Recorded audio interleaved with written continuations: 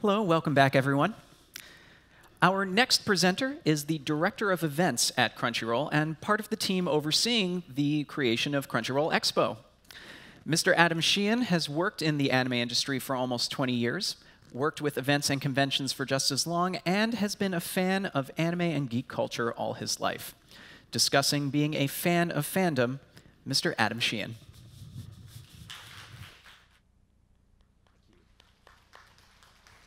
Hello. Thank you, everyone. So I want to talk about being a fan of fandom. I think we talk a lot about content. We talk a lot about different things, manga, like we just saw earlier.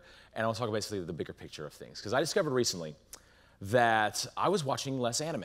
I was reading less comic books. I was just overall consuming less media. And it was freaking me out.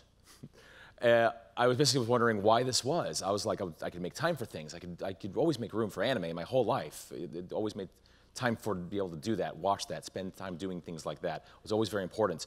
So I was saying, this has got to be, something's wrong here. Something's clearly wrong here. I need to figure it out. And then what was even more confusing was, by watching less of it and being more attuned of not actually watching and making time for this stuff, I seem to have now found a new passion and a new love of anime, comics, video games, and all that under the sun. And that was very confusing. That I'm like, I love this stuff. I've always loved this stuff, and now I'm consuming less of it. And I was starting to wonder why. Because I was really, really worried I was becoming a bad fan. And I was not okay with becoming a bad fan. To give you a little bit of history, I've been an anime fan for life, almost, pretty much. I'm pretty sure my first words were Mama, but I'm pretty sure my third or fourth was Pac-Man.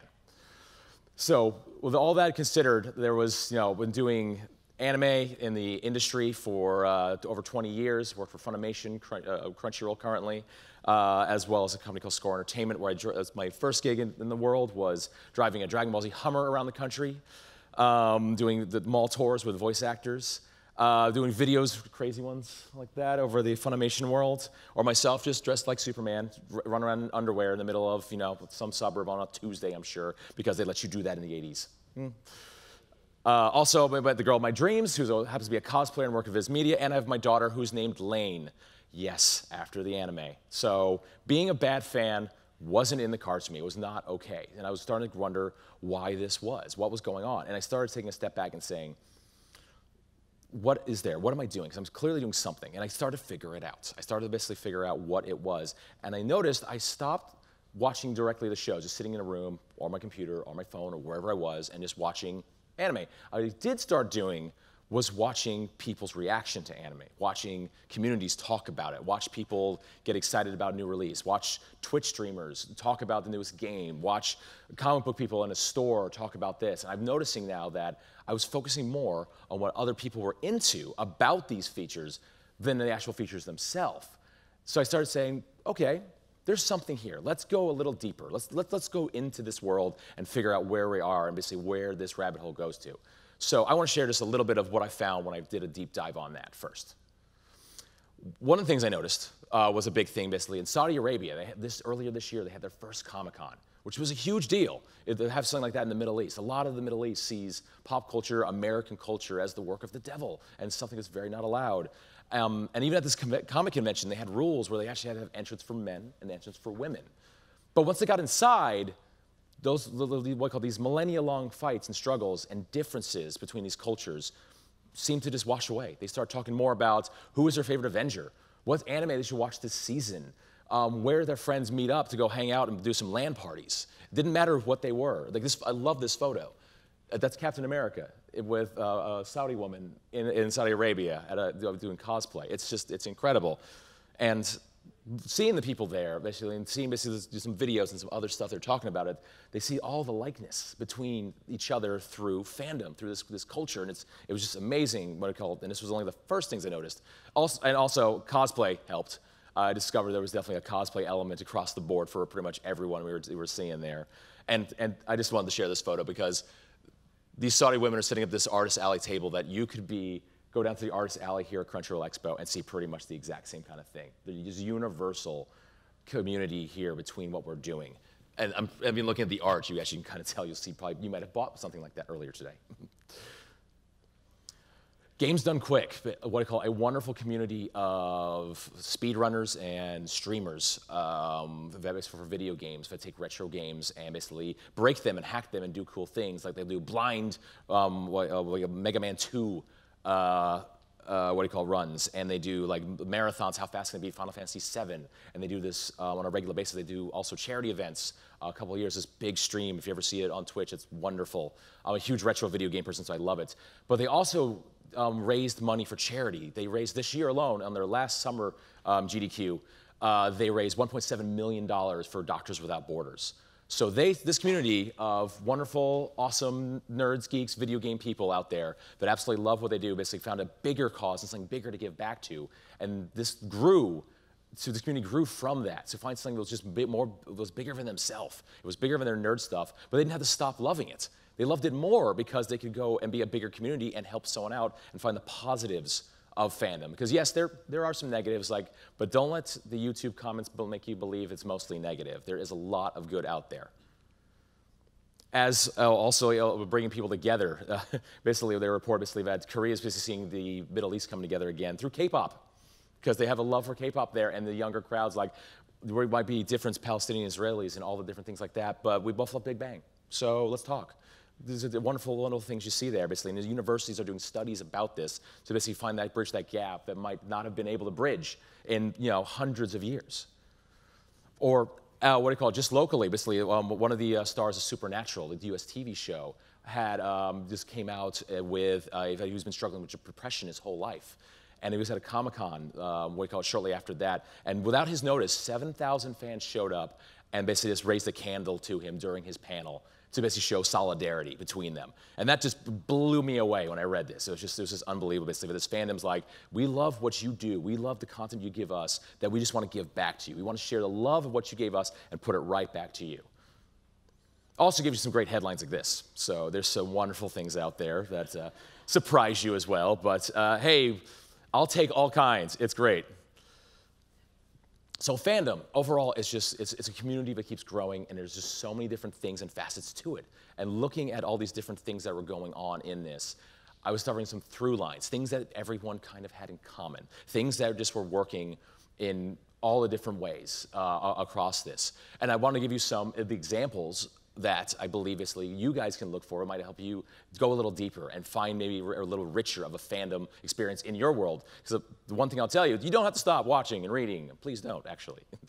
But I think you can find a little bit more by going a little broader. So I'll use some examples and then give you some good starting points. When I first started working on Dragon Ball Z with the Hummer Tour, basically it was my first job out of college, and in high school and college, big secret, I wasn't a big Dragon Ball fan, which is hilarious since I've been working for Goku for many, many years now. So when I got this first job, immediately going into it, I'm like, oh, this is fun. I like anime. I love anime. I'm not a real big Dragon Ball Z fan, but let's do this. But then I started meeting the community. I'm meeting the culture. I started meeting the fans of Dragon Ball. And hearing their passion, I start to get Dragon Ball. I start to understand why people love this series. And after that, I was hooked. Watched all the episodes, been loving it ever since. So what I say with this example here is, take a look at something maybe you're not a huge fan of. Take a look at something basically that you passed on. You had a quick look and you moved on to what else was next. And take another look and go talk to someone who's a fan of it and go, why do you love this? I guarantee you they'll probably give you a 2-hour reason of what they're into it. But so you can take away some pieces from that and say, okay, I see why people love this show, but I didn't think it was that great to begin with, but now I understand it. Yuri on Ice, Pretty Boys and Skating. Not my cup of tea normally. It was not something I thought basically I'd be a fan of. And when I first heard about it, I didn't start watching it. But then I started seeing a variety of different fans out there, not just my teenage daughter, out there who love Yuri on Ice. Basically, great respect. People calling it like an indie movie level show. So I started watching that. And then I started watching the fandom react to that, and I got great respect for it. I see why this won Anime of the Year at the Anime Awards, because it just goes much deeper than it really has any business doing. It's so good because of that. So what I recommend here is go look at something that's outside of your comfort zone, your taste, the things you normally go towards. If you're a shonen guy, look at shoujo. If you're a shoujo guy, look at shonen, and a variety of different things. And you might say, look at the fandom around it. Why do they love it? Maybe you'll find something else there that's a little more enriching, a little more fun. Pokemon Go, I'm sure everyone knows what this is. And this is also why it's amazing. Like, I crawl into a cave and just like follow Pokemon Go, basically, data and what the fans were doing, what the non-fans were doing, and what this cultural shift was. Like it was just like a project. I just would sit in a room and just look and read, read and look and talk and play and stuff like that. This changed so many games. We had people walking around. Everyone I knew was playing Pokemon Go. Everyone I knew was changing their schedules, and they were going out on dates to go collect Pokemon Go. They met new people that they'd never talked to, and different communities that didn't even know what Pokemon was. This reminded me a lot of the last cultural shift that when Pokemon came out in the early 90s, basically when people basically found all that, what was going on with that.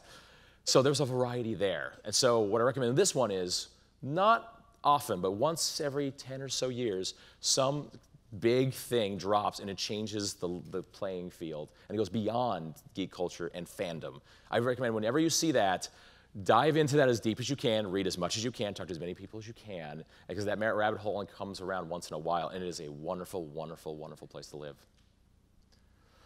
So fandom overall is just incredible. We are living in a great space right now in our world where there are access to so much good content. We have access to great communities at our fingertips, that basically being able to do this has never been easier. You don't have to go outside to basically and go 3 towns over, and maybe you'll meet someone at a library if you're lucky. Like when I first founded conventions in the late 90s, I was just like blown away, like, oh my God, these are all the people, they're like me. Oh my God, because you only might know 3 of them in your hometown. Now you can go online and you can search for this stuff as well as go out and do all this. So that variety there, I highly recommend you doing, because there is so much good stuff out there.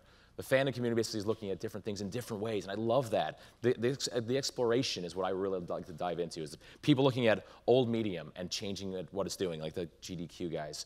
Or people looking at the trends and what's predicting what's next, and basically all the discussions you see on YouTubers and other influencers out there is saying, here's what I think's gonna go, and that conversation going.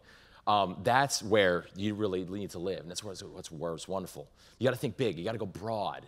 And when you do that, you'll see basically the forest from the trees of fandom.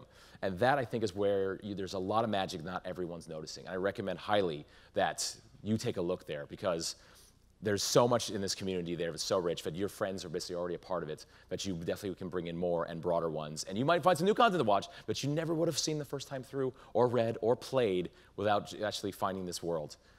And because at the end of the day, fandom is wonderful, because fandom is taking something you love and then sharing that with other people you love so they can understand and love it as much as you.